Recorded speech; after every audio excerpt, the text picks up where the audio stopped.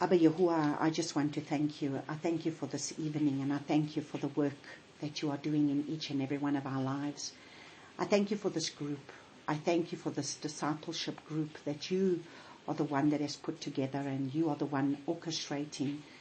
You the one that said you would handpick the people that you would bring onto this group, that would be able to be led by you and taught by you. Abba, I am just merely a vessel. I'm merely a vessel that comes and submits myself to you, surrenders myself, and asks you to be able to come teach me. Because first of all, you need to teach me. And as you're teaching me, you are the one that is going to teach the people.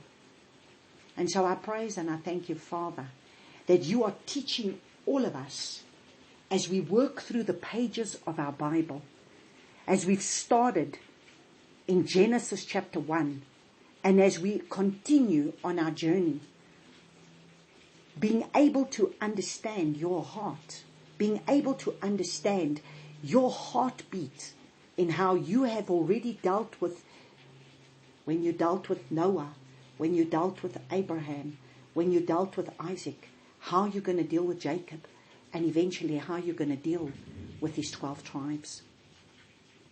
And so, Father, I thank you that there's so much nuggets of gold that is hidden within our scriptures that we do not even fully understand. But I thank you that you are taking us on a journey, and that we are looking forward, and we are being put on this journey to be able to allow you to lead us on step by step, day by day. And I thank you, Father, that as we come together on this evening, on a Tuesday evening, and we come to be able to have the manna that you want to give us, so that we may understand your heartbeat in a more powerful way. And I thank you, Father, because you are the one that is doing such a deep work in our lives, that we, as we learned last week, may be those that may be able to come into that place of where Jacob had to find himself coming to that place of Peniel a Peniel, face to face.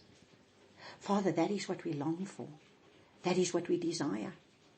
We desire to be able to come to that place of where we can wrestle with you, to be able to be delivered, so that we may be able to not have the fear of man, just like Jacob was fearing his brother. To not have the fear of man, to not have the fear of anything except fear you. And I thank you that we can have an encounter with you, that we can come out from this encounter and being able to see change in our lives, restoration and healing that needs to come where there has been brokenness, where there has been places of where we have been broken, of where we have been rejected, and where there's been so many relationships maybe even broken, that you can be the one to restore, just as we're going to see tonight, a restoration between two brothers of where there was such hatred and where one brother wanted to kill the other. But when we come before the living owl, and when we come and we meet you, and we allow you to be the one to work in the situation, then we know that you are the one that is going to be able to change our story. Just as you are the one that came to change Jacob's story. Only you can change our story. Only you can change people's hearts. We are not able to change people's hearts. We can only do what we can on our side. As we see, Jacob was so desperately trying to put out all his little fleeces in order to be able to get his brother to accept him. But until he came face to face with you and confronted the deceptive ways within him, only then was he able to have a story of his life being changed, where he could have a name change. From Jacob deceiver to Israel, one who will wrestle and overcome, one who will rule with you, one who will overcome with you. And so, Abba Yahuwah, I just want to thank you. I thank you for this message of restoration tonight. Message of restoration for us to understand that you are the one that will be able to do a work that we cannot do when we come to a place of surrendering to you. And so everything starts with a surrendered heart. Everything starts with a humble heart. Everything starts when we are willing to humble. When we are willing to be able to allow you to be the one to do what needs to be done. And so I praise and I thank you tonight, Abba, that you are going to be able to lead us and you are going to be able to be the one to reveal to us the deeper revelations of your word. I thank you, Father, that your word will fall on good soil that will produce a harvest. In the name of Yeshua, I pray for this. Amen. Amen. So when we recap of last week, we basically have a look at one of my favorite stories that I said. And it's really one of the stories of where we see Jacob that knows that he needs to be able to return back to his promised land. He's going back into Canaan. He's going back to see his father. And he knows that in order for him to do that, he's going to have to confront his enemy. He's going to have to come face to face with his brother, whom he knows he has deceived, whom he knows has wanted his life, wants his blood. And he is at a place of where he doesn't know what to do because he's trying his plans. But eventually, we have a look and we see when he comes to verse 10, he says, I do not deserve the least of all your loving commitment. Genesis 32 verses 10, I do not deserve the least of all your loving commitment and all the truth which you have shown your servant. For I passed over this Jordan with my staff, and now I have become two groups. So he's realized that he's now trying to get two groups because he's trying to bring the one group ahead and the other group behind so that his brother might just attack the first group and then not attack him. And he's realizing that he's humbling himself before the Father and he's realizing what is ahead of him. And then by verse 11 he says, deliver me, I pray, from the hand of my brother, from the hand of Esaw, for I fear him, lest he come and strike me and the mother with the children. And so he reminds the father in verses 12 when he says, and I shall certainly do good to you and shall make your seed. Now he says to the father, you said, I shall certainly do good to you and shall make your seed as the sand of the sea, which are too numerous to count. So you see, when we are being confronted by an enemy, when the enemy comes to throw you down, when the enemy comes to throw all those accusations at you, what must you do? You need to go back. And that's why it's so important that we journal. And that's why I thank the Father for my journals. I really thank him that he chose to be able to bring those journals back from Israel. Even though my clothes didn't come, but let me tell you, a lot of my clothes didn't come, but I'm so grateful for my journals. Because you see, when the enemy comes and throws rocks at me, and when the enemy wants to come and put me down, and when the enemy wants to come and tell me that I have no business doing what I'm doing, then I have to pick up my journals, and I have to be reminded of what has the Father said. What is it that the Father said to me? Not what man says, not what man is going to say, but what is the Father saying? And that is when you pick up those journals and you read, and this is exactly what Jacob is doing. He's being reminded, you said, the Father said. And why does he need to be reminded? Because he's got an enemy. He's got an enemy that is about to attack him. He's got an enemy that is coming for his life. He's got an enemy that wants to kill him. And now he has to be reminded. It's not necessarily that we need to remind the Father. we need to remind ourselves of what the Father has spoken.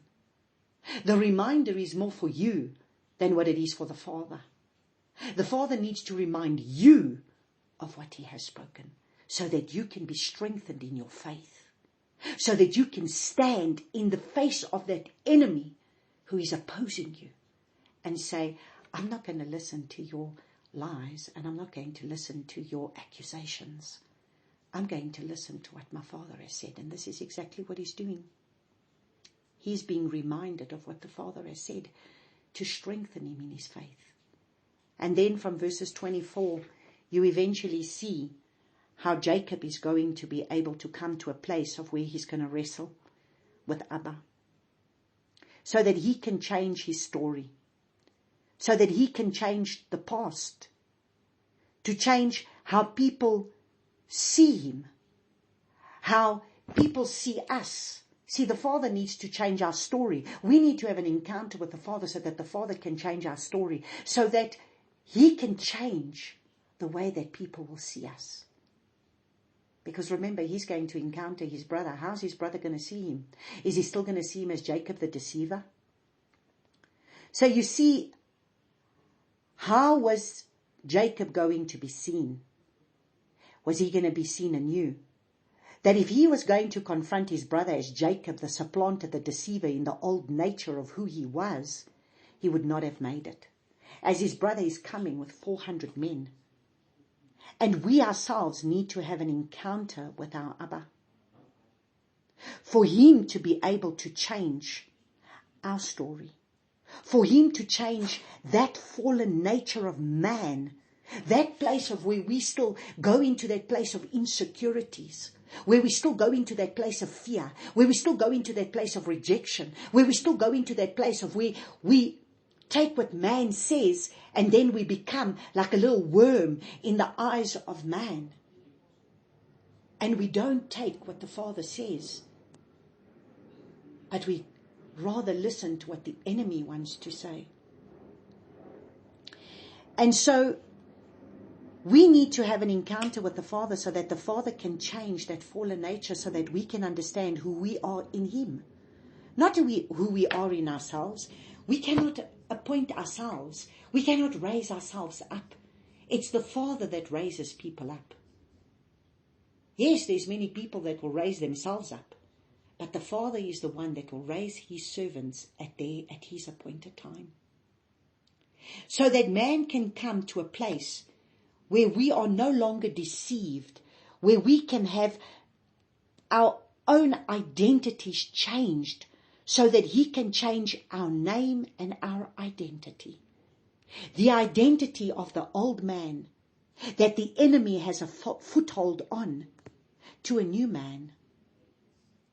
We may come out of our battle, of a wrestle, with our Abba, with a limp.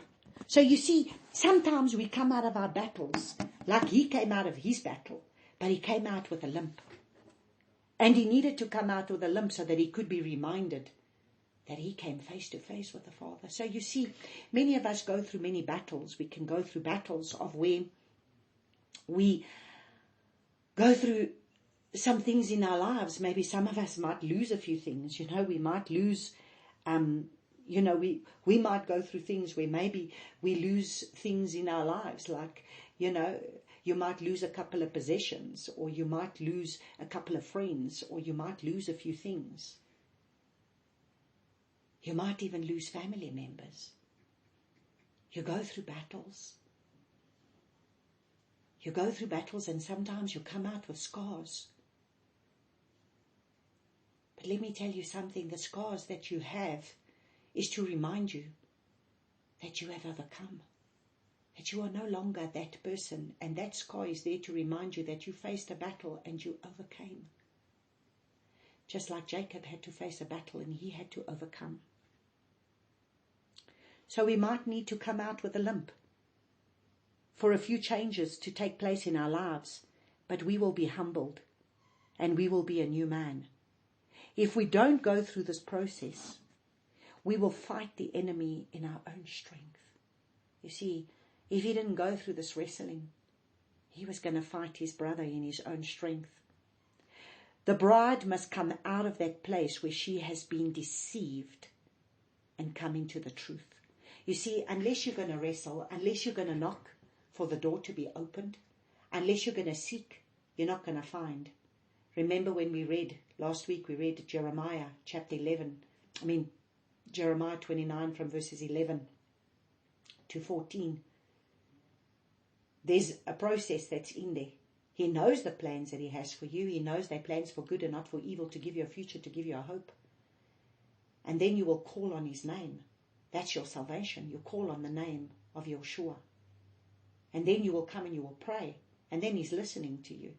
So while you're praying, he's still listening. But then there comes another process, and that is when you start to seek him with your whole heart, just like Jacob was now seeking with his whole heart, because he knew he couldn't stay in the mess that he was in. He needed to be able to have Father come and bless him. He needed to have Father come and change this old man to become a new man.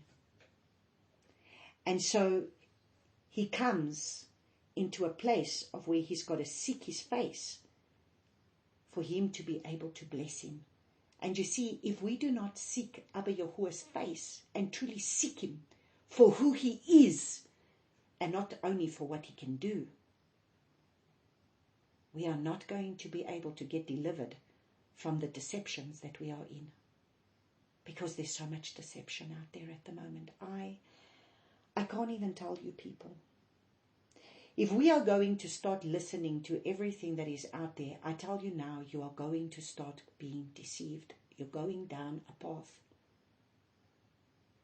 I was just listening to this woman, I was sitting at the airport waiting to catch my plane. I was sitting there and I was listening to her saying, you know, there's so many people that can go onto the YouTube and can listen to so many different teachings. And it just gets you to listen to the wrong thing to be able to get you to go astray. And then the person that is going to listen to the person is going to be led astray if they are not going to be able to seek the word for themselves. Because we need to come back to the word of the Father. Because everything is about his word. And this is the same thing that she was saying. We need to come back to his word. Prophets of Yahuwah are bringing people back to the truth of his word. Bringing them back to the word. And this is why we are being deceived. Because we need to come back to the word. And we need to be led by the Ruach of Yahuwah. And so it says, we need to seek the Father to come out of that place of where we've been deceived. For so long we were deceived. Now imagine, we were so long deceived sometimes in our customs and traditions of the religious systems that we've been in. We've been deceived. And that is why we need to seek the Father for truth, so that we can be delivered into truth. Because it's only truth that's going to set us free. Imagine coming to the end and you stand before the Creator of the universe, your Master Yeshua, and you stand before him and you say, I cast out demons in your name, I prophesied in your name, I did all these things in your name. And he says to you, depart from me, you children of iniquity, I do not know you. I mean, understand, that's not unsaved people that he's talking to. He's talking to people that has been casting out demons in his name, that's been prophesying in his name. They're doing all these things in his name. Yet he's going to say to them, I do not know you. And so that is very important, because we cannot be under the sway of deceptive spirits. And there are so many deceptive spirits raising up in this hour, because this is what is happening. It's spoken of in 2 Thessalonians chapter 2 that says, because they were not lovers of the truth, they follow people as opposed to following the truth of the Father's word. And so it says, the bride must come out of that place where she has been deceived to come into truth, to truly seek Abba's face, so that we can walk in the truth. Then we can become an Israelite. We will receive a new identity. If we do not wrestle for truth, we will not overcome. what is coming upon the earth, we need to be a lover of truth. Abba then gives us a new name. And so this is what we must understand. Abba wants to be able to give us a new identity. He received a new identity. He became Israel because we read, because we need to be like him that wrestled to overcome. And so what does Israel mean? Israel means one who strives with El, one who overcomes with El, and one who rules with El. Now we must understand, according to Romans 11, we are grafted in to that house. But for us to be grafted into that house, we need to come back into truth. And this is now where we see Yeshua. Isn't it interesting? At the very time when Israel, Jacob is going to become Israel, Yeshua is present, because who did Jacob wrestle with? Jacob wrestled with Yeshua himself. And that is why he says to him, what is your name? To remind him, to ask him, so who are you? No, Jacob. And he said, your name is no longer called Jacob, because who is the one that changes your name? It's only Abba Yahuwah that comes to give you a new identity when you come to him. It's all about Yeshua. And isn't it interesting?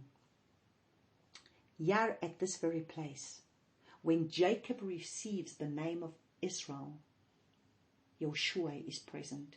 And it's Yeshua the one that says to him, you are now called Israel. And when Yeshua walked upon the earth, what did he say?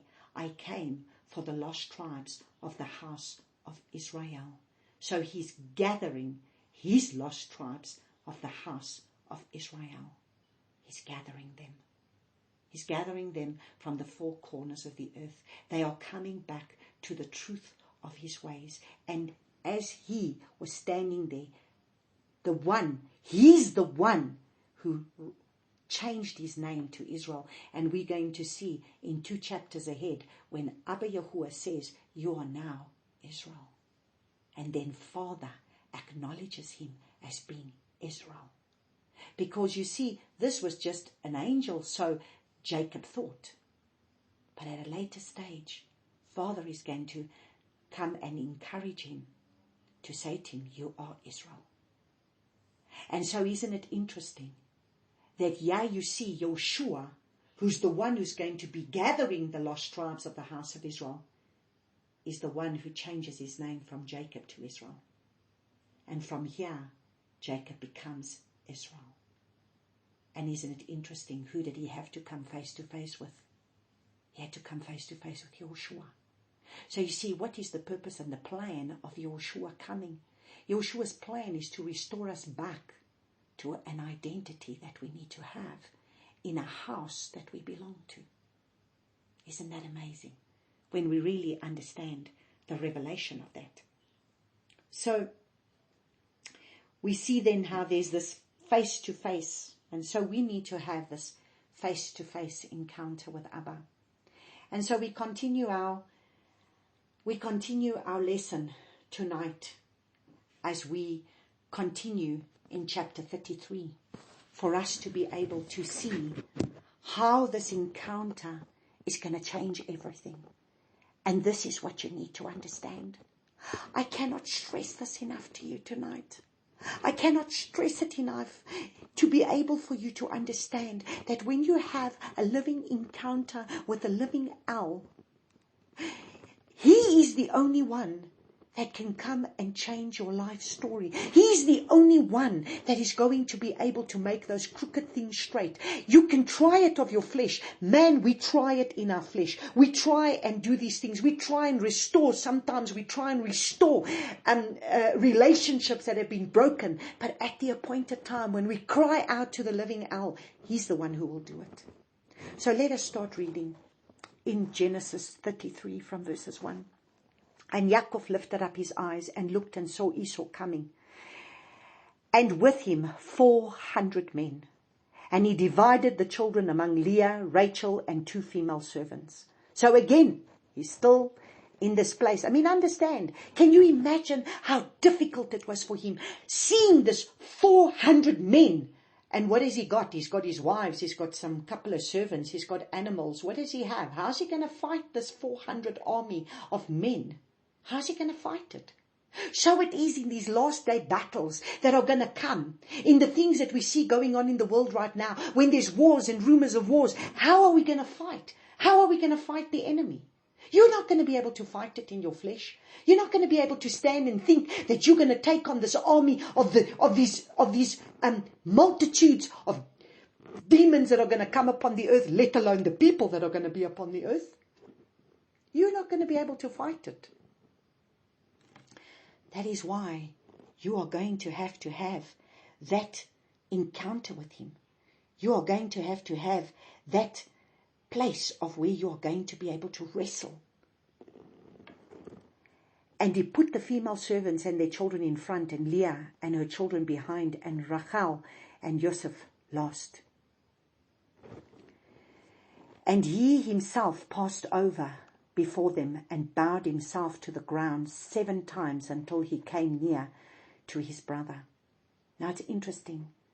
You know, when I read this, it just reminds me of, remember when, I think it was Nahum, the man that was, he had leprosy. He had that like sickness on him. And the prophet told him, go and dip yourself in the river 7 times. Go and dip 7 times. See, 7 is Father's number of divine perfection. And I don't believe that it's by accident that he had to do this. Why 7 times? He's truly humbling himself. Here we see a man who is going to humble himself because he realizes, was he only bowing before his brother, or was he maybe bowing before a living owl? He's humbling himself. 7 times he's bowing. He's not only just bowing to the fact that his brother's coming, but he's bowing before the creator of the universe, as if to say, I humble myself before you. Only you are the one who's going to be able to fight for me now. What did the Father say to Moses? I will fight for you and you will hold your peace. And now look at what happens. When Jacob is willing to humbled himself before the Father, humbled himself before his brother, the one who's coming to him like an enemy, the one whom he has deceived, the one whom he knows is ready to want to kill him. Look at what happens. Esau ran to meet him and embraced him and fell on his neck and kissed him, and they wept. Wow. What reconciliation. What reconciliation. Because Jacob, when he bowed, like I said to you, has he bowed only before his brother, or is he bowing before the living owl 7 times? The divine perfection. Spiritual perfection. He's coming into that place of spiritual perfection with the Father to say, I surrender myself right now. I lay my life down right now. I will serve my brother if I have to right now. And what does Esau see? Did Esau really see Jacob? Who did he see? Because he runs to him and he embraces him and he kisses him. And they wept. What a beautiful reconciliation that takes place here. And he lifted his eyes and he saw the woman and the children and said, who are these with you? And he said, the children with whom Eloah has favored your servant. Then the female servants came near, and they and their children bowed themselves. So you see, they're showing a respect. And you see, sometimes that's what we need to do. We need to humble. We just need to humble. Humble ourselves before the mighty hand of Abba Yahuwah and let him be the one to do the work. You see, when you humble, then you resist the enemy and he will flee. Humble yourselves under the mighty hand of Yahuwah. Resist the devil and he will flee. Because when you humble, see, it's not about you trying to fight the enemy in your own strength. It's not about you having to fight the enemy. It's about you humbling more. It's about you coming to the Father and realizing that He's the only one who can deliver you in the face of an enemy, in the face of persecution, in the face of whatever it is, in the face of fear, in the face of whatever. Do we just humble ourselves before the Father? And Leah also came near with her children, and they bowed themselves. And Joseph and Rachel came near, and they bowed themselves. And Esau said, what do you mean by all this company which I met? Remember, he sent him all the gifts up ahead because he was trying to appease his brother.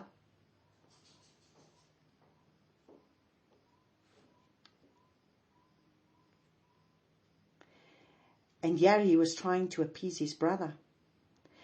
And so at the end of the day, what happens? It says, and look at what he says. Look at what Jacob says.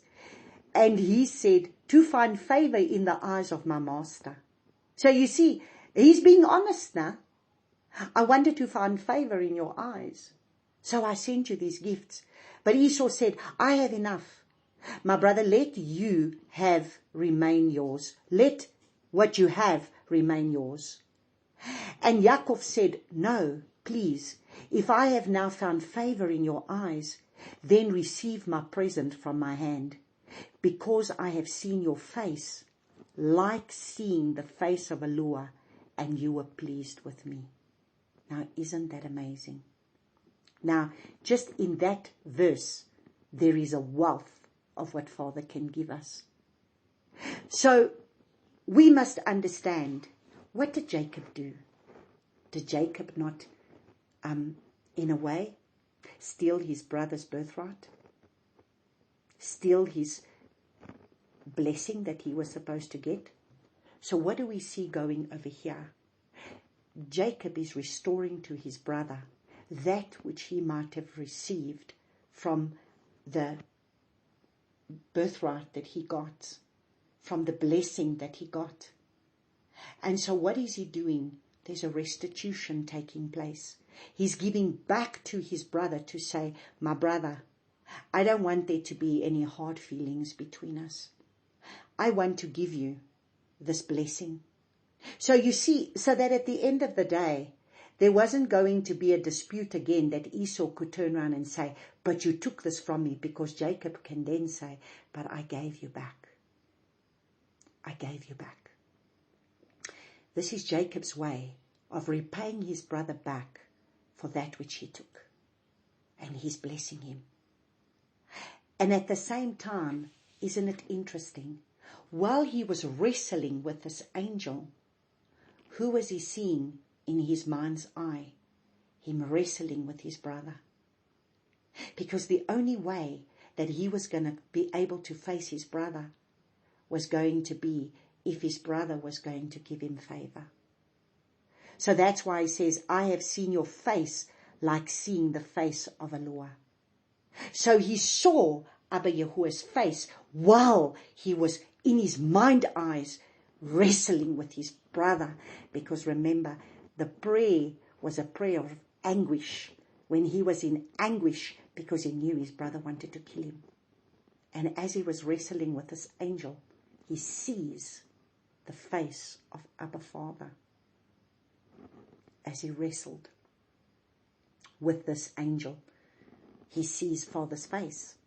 And now he sees, I have seen your face like seeing the face of a lure, and you were pleased with me. So you see, while he was wrestling in that place, he sees, he comes face to face, Peniel a Peniel. And now his brother's face to him is not the face of the enemy anymore. But he sees his enemy as the Father's face. Is that how we see our enemies? Can we see the enemy the way the Father sees the enemy? We need to have a change of perspective. Sometimes we need to see through different glasses. Because many times when we are in the circumstance of going through the difficulty, all we see is the face of our enemy, and we see the enemy. But instead, Jacob is no longer seeing his brother as the enemy. He's seeing his brother through the face of Abba Yahuwah. Please take my blessing that is brought to you. Now listen to what he says here. Because Eloah has favored me, and because I have all I need.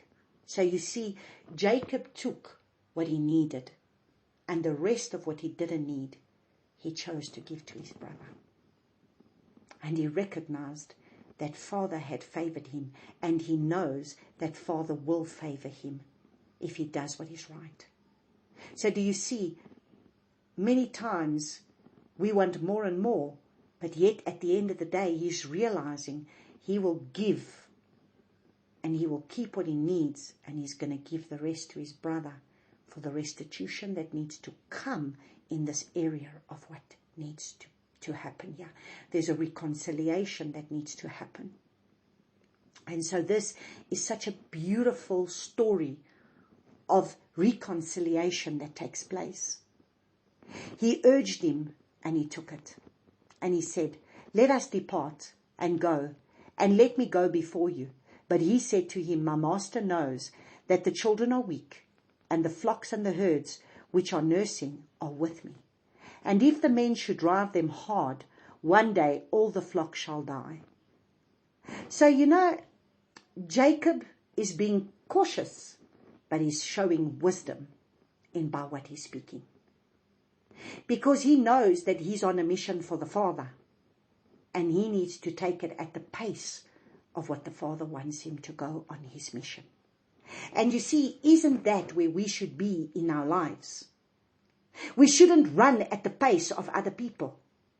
We should run at the pace that the Father has put us on, each one on their journey.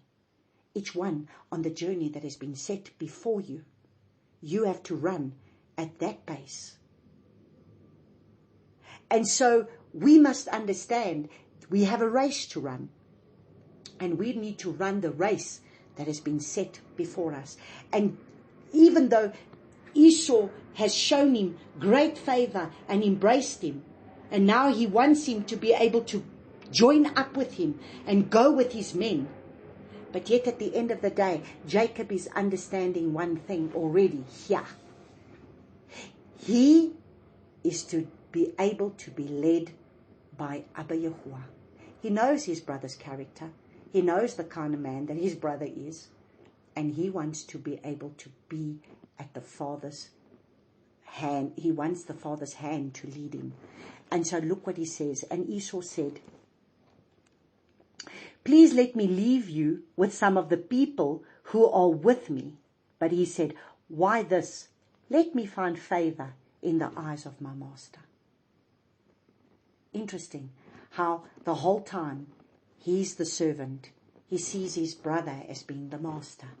And he wants to serve his brother and take a least place and say, no, find favor. Allow you to go your way. Find favor. I'm fine. At the same time, he's being cautious, but at the same time, he's also understanding his purpose, his plan. He's going to go on a path, and he needs to be led by the Father. And Esau returned that day on his way to Seir. And Yaakov set out to Succoth. So you see, they might not have been going on the same path, because Jacob needed to be led by the Father on the journey that the Father wanted him to go. Him and his children, because he is now embarking as Israel. And built himself a house. So he set out to Succoth and built himself a house and made booths for his livestock. Isn't that interesting? When I read this, it is so interesting, because we always say that Yeshua, our Messiah Yeshua, that he was born in a stable. So we tend to think of this place as like a stable, as we understand a stable. But he was born in a booth. He was born in a booth. It was in a place for the livestock. And it is the place of booths. It's the place of Sukkoth. It's the place of Sukkot, as what we understand Sukkot. Now, as we continue with our journey a little bit ahead, we will understand that the Father has a time called a Feast of Sukkot, which is called a tabernacle, Feast of Tabernacles. And isn't it interesting? Because this is at a time of when Yeshua came to be able to dwell upon the earth. He would have been born at the time of this time of booths. And he came into the earth at that time because that was what they went into a booth, into a sukkah. And this is where the animals were dwelling, also in these booths. And so it is very interesting, this, when we look at this booth and where the animals were in. And so we are going to understand a little bit more in our journey ahead what this Sukkoth is about. What is this tabernacle about? Because there's a feast of the Father called this tabernacles, called Sukkot. And Yaakov came safely to the city of Shechem, which is in the land of Canaan, when he came from Padan Aram, and he pitched his tent before the city, and he brought the portion of the field where he had pitched his tent from the children of Hamor, Shechem's father, for 100 kisita, and he set up a slaughter place there, and called it Elohe Israel, the mighty Yahuwah, Eloah of Israel. So that place is called the mighty Eloah of Israel. Elohe Israel. So it's the mighty Eloah of Israel. And interesting, you see, do you understand why I say he was going to go on his journey? Because as he goes on his journey, you see, he sets up a slaughter place.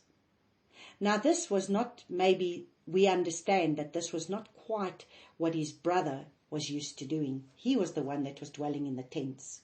He was the one that was dwelling in the tents of his father, sitting with Isaac, teaching him how to sacrifice to the Father, how to be able to bring sacrifices to the Father.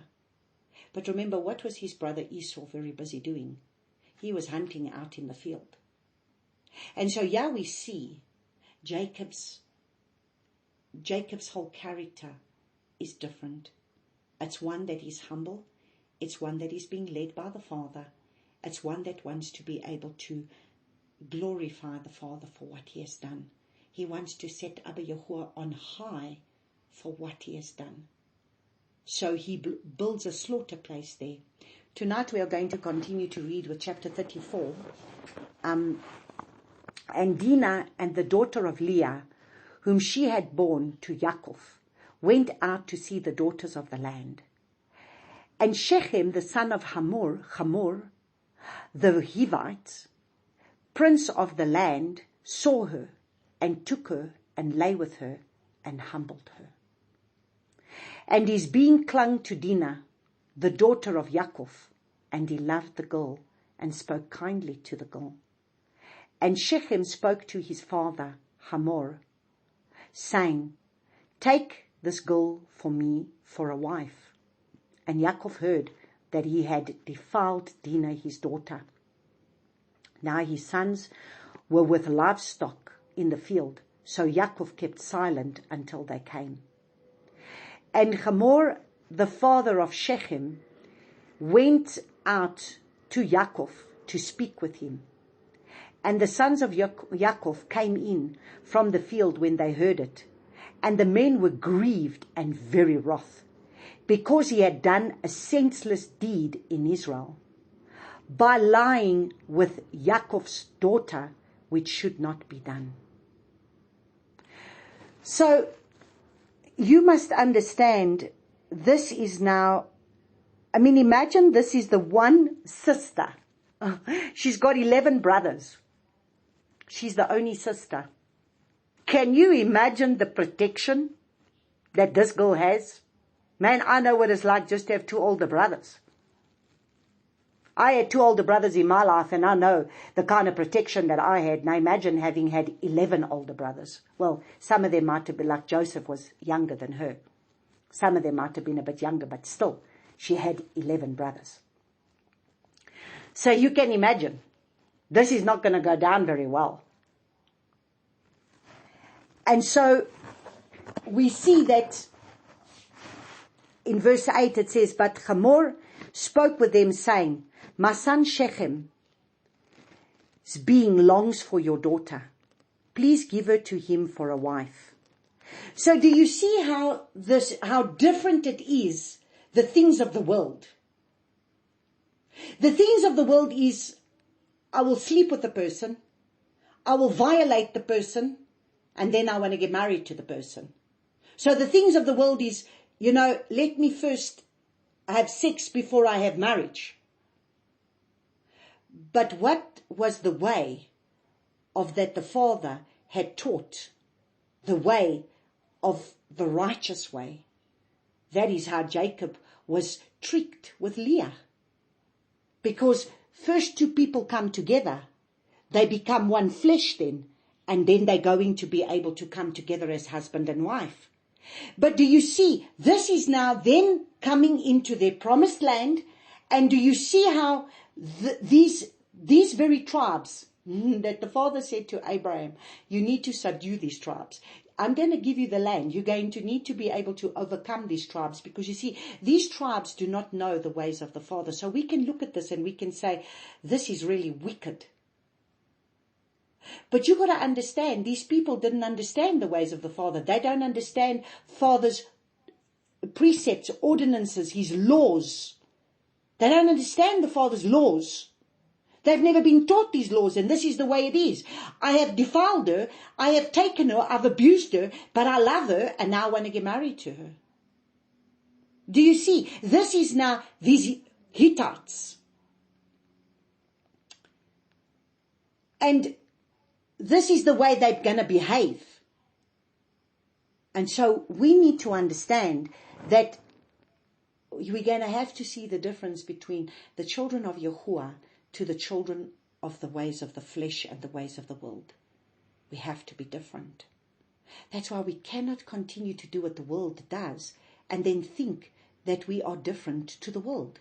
How are we going to be different if we behave like they behave? If we have the laws that they have? That's why the Father gave us his commands. And he says, that is not the way you go about doing these things. I gave you my commands so that you can teach the nations the right way to go. So now we look at this, and so Hamor spoke with them, saying, my son Shechem being longs for your daughter, please give her to him for a wife, and intermarry with us. Give us your daughters and take our daughters for yourselves. So already there is a problem here, because understand, Father never wanted the interbreeding between other tribes. That is why, do you remember, why was Rebecca upset with Esau? Because Esau went and take the woman from that area, as opposed to taking the woman from their own tribe. And so we see here that, they just want them to now intermarry. And we have to understand that Jacob also knows in his heart that this was not what his mother had wanted. And he knows that even himself, he had to go and take a wife that came from his father's family. And Shechem said to her father, and her brothers, let me find favor in your eyes, and whatever you say to me, I give. There's a humble servant again. So, whatever favors you, I will do. If you want me to go to this man, I will go to this man. If you don't want me to go to this man, I will not. Ask of me a bride price. So now we're asking for the bride price. So first we're going to rape the girl, and now we're going to ask for a bride price. Ask of me a bride price, and gift ever so high, and I give according to what you say to me, but give me the girl for a wife. But the sons of Yaakov answered Shechem and Hamor, his father, and spoke with deceit, because he had defiled Dinah, their sister. I understand, they want revenge. They don't like the setup. And they said to them, we are not able to do this matter, to give our sister to one who is uncircumcised, for that would be a reproach for us. Only on this condition would we agree to you, if you became as we are, to have every male of you circumcised. Now understand something. Circumcision has to do with a covenant that is made with the Father. Circumcision was not to be used as a bartering mechanism. So we're not going to barter with you and say to you, listen, if you go and become circumcised, then fair enough, our sister is going to be able to be with your son. Since when was circumcision? Remember, circumcision was given to Abraham as a covenant. It was a covenant that the Father made with him that made him become set apart for the Father. So should it have been just about circumcision, or should it have been that they should have said, well, you know what? If you are wanting my sister to be able to marry your son, then you are going to have to understand that we do not serve your gods. We do not serve your ways. We have a covenant with the living owl, and therefore there has to be a circumcision. And then you have to choose to be able to follow our ways.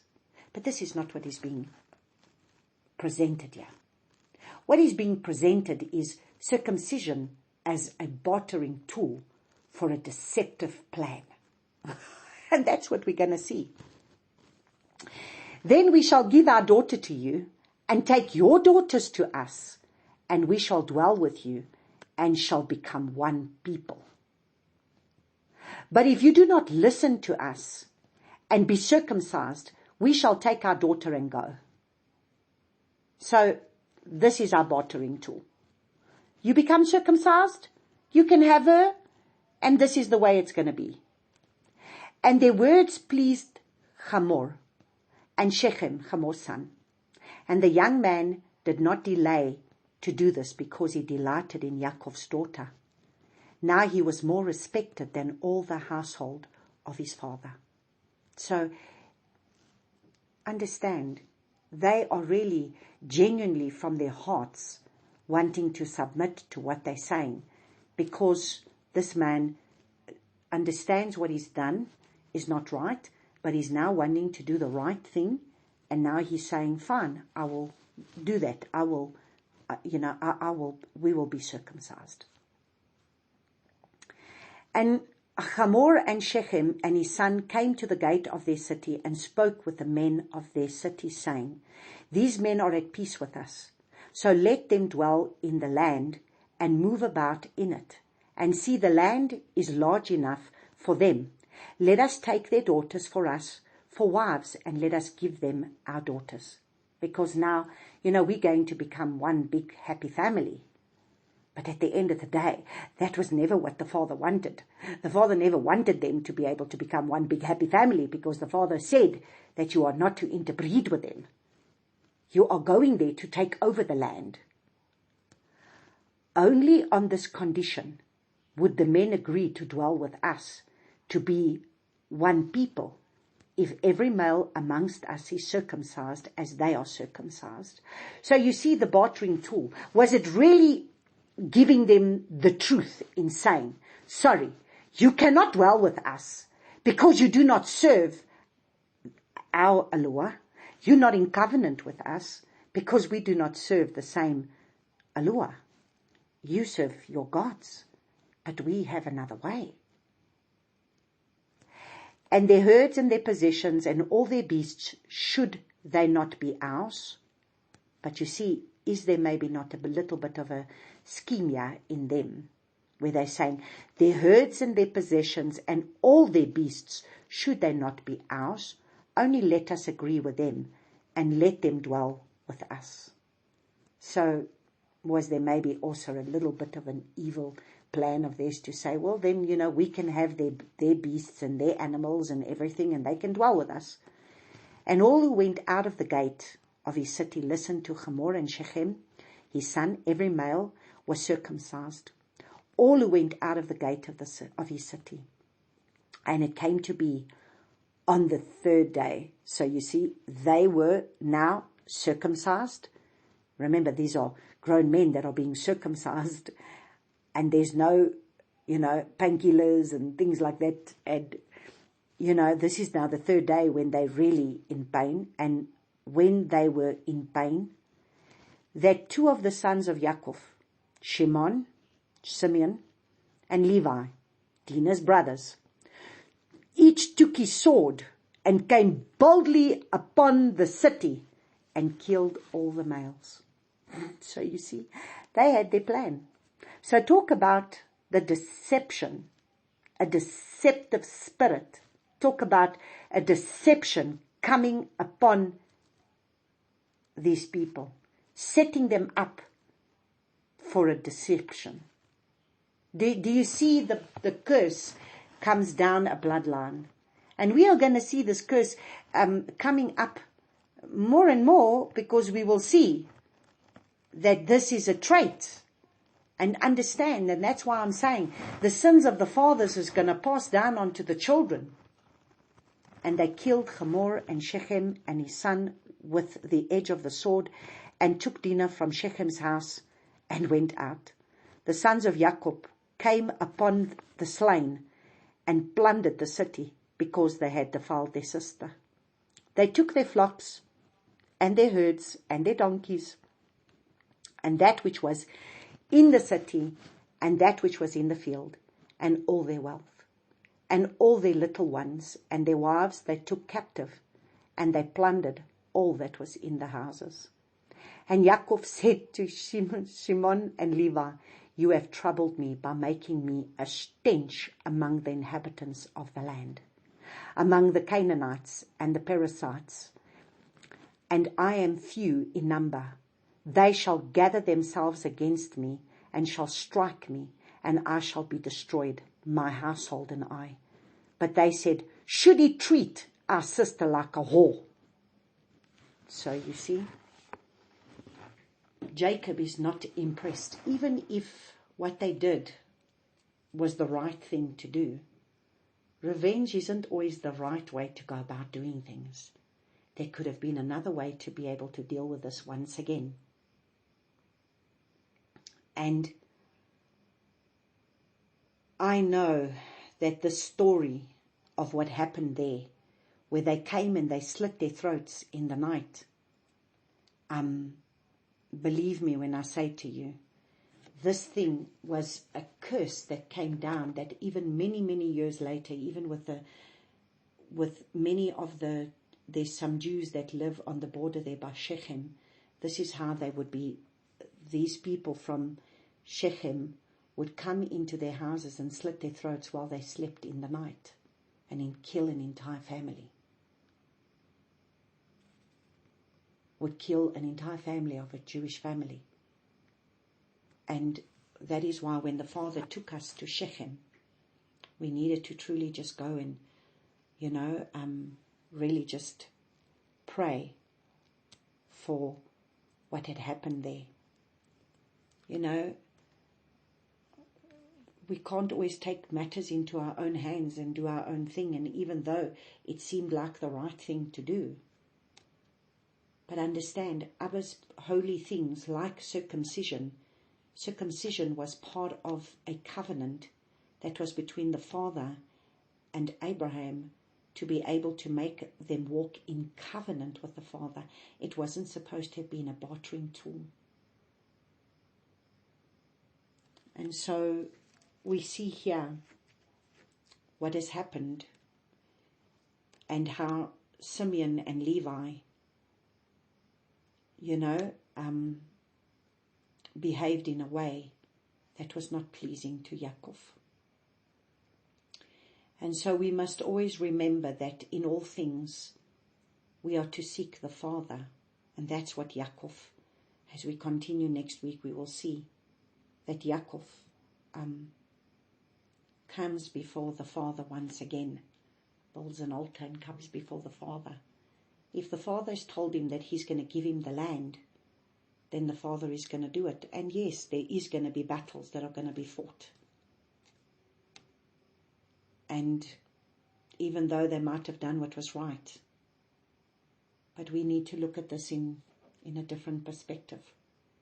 Let us pray. Abba Yahuwah, I just want to thank you. I thank you for so many lessons that we can learn by studying your word, my Father. I thank you that your word is a light unto our feet. It's the path of righteousness that you teach us in the ways that we are to go. And we see that there's many patterns in your word that speak in our lives, in things that we need to learn. If we are humble and we are surrendering ourselves to you, you are the one that is able to lead us in the right way.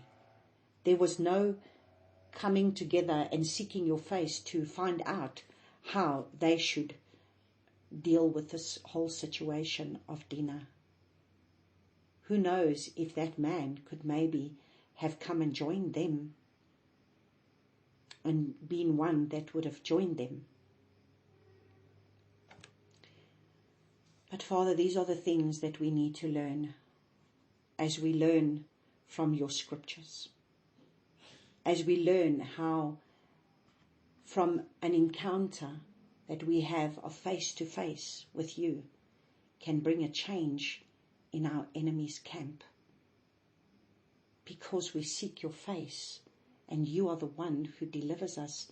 You are the one who fights for us. It's not for us to be able to fight our own battles.